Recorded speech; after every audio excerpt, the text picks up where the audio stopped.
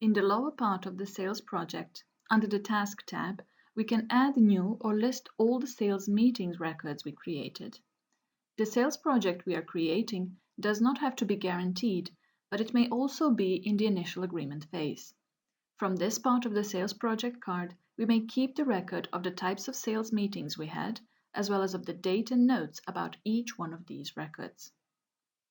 From the second tab, the list of offers we have sent to the potential event organizers is kept. In the offer record, we may specify the date, state, offer document number, if there is any, result of the offer in general notes, check-in and check-out time, single, double, triple prices, number of rooms, and similar. By using the Scanned Document button, we may also upload the related offer document to the system. If this is the event with accommodation, then we can proceed to the reservations part. Procedures that we follow when we create group reservations is the same. First, in case we do not have the precise information about the number of guests, their names, room types are similar, but we have general information such as that on the first day we will have 8 rooms, on the second 9 rooms, or 4 single, 5 double rooms, we can then use Sales Block part. This screen is useful for both following the occupancy for the specific date period, as well as to track the guarantee and contingency we have with the specific agencies and companies. When we click on the block screen, date of the related group screen will be automatically displayed.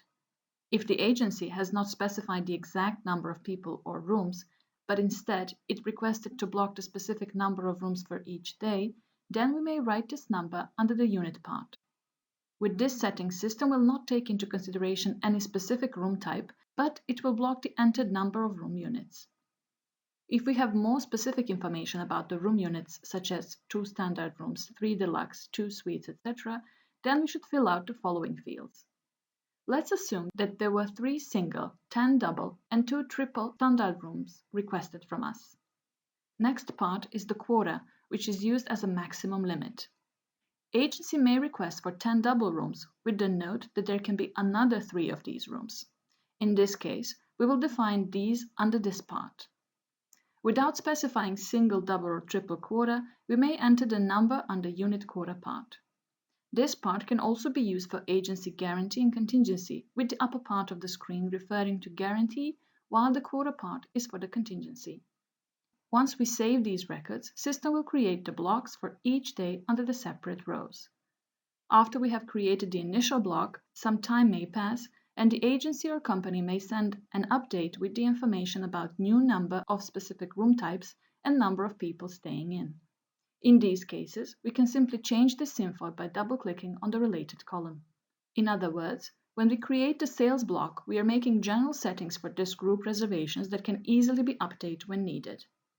The moment we create the blocks, forecast will be affected. Purple-colored blocks in the availability screen show these blocks we created.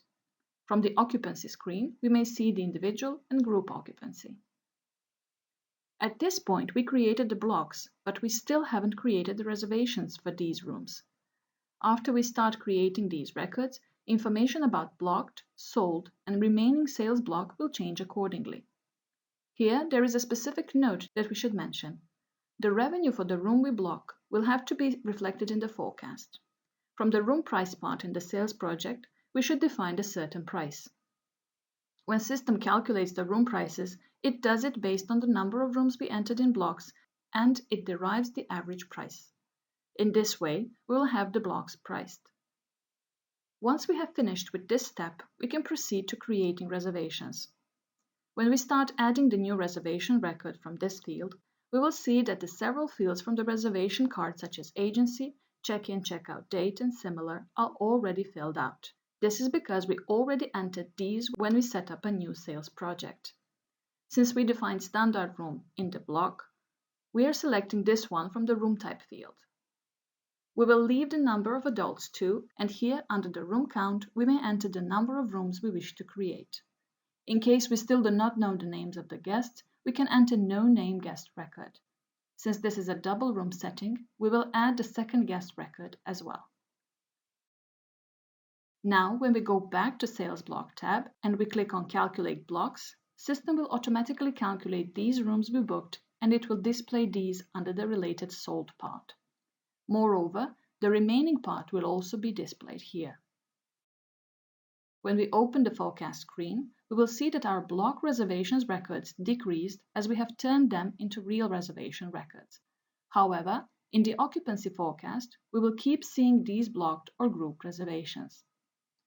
From this screen, the pink-colored columns refer to guarantee, blue ones to sold, and yellow ones are those for which we are waiting realization.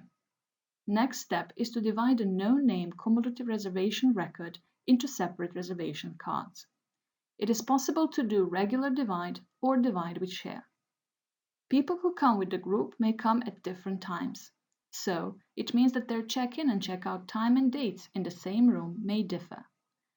Therefore, in order to have the better track of who came and who didn't, we can create separate reservation cards for each of these guests. In this situation, we can divide reservations with share. Now, let's divide these with share.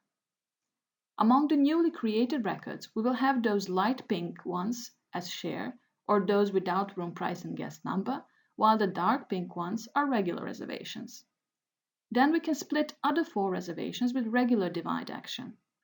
We can assume that in these rooms, spouses will stay, while in the others, shared ones, people who do not know each other will stay in the same room. If prices or accommodation price will change for the specific reservation, we can open each one of these reservations separately and update the related information. Based on their statuses, these reservations can also be filtered under these tabs. If the guest name list was sent to us, we can update the no-name entry we made from the name list. Those reservations for which we did regular divide are those with the same reservation ID and with the number 1 and 2 displayed. Because we entered 2 guests when we made the cumulative reservation, we will have the 2 fields opened here. With a double click on name and surname, we can easily update the guest information.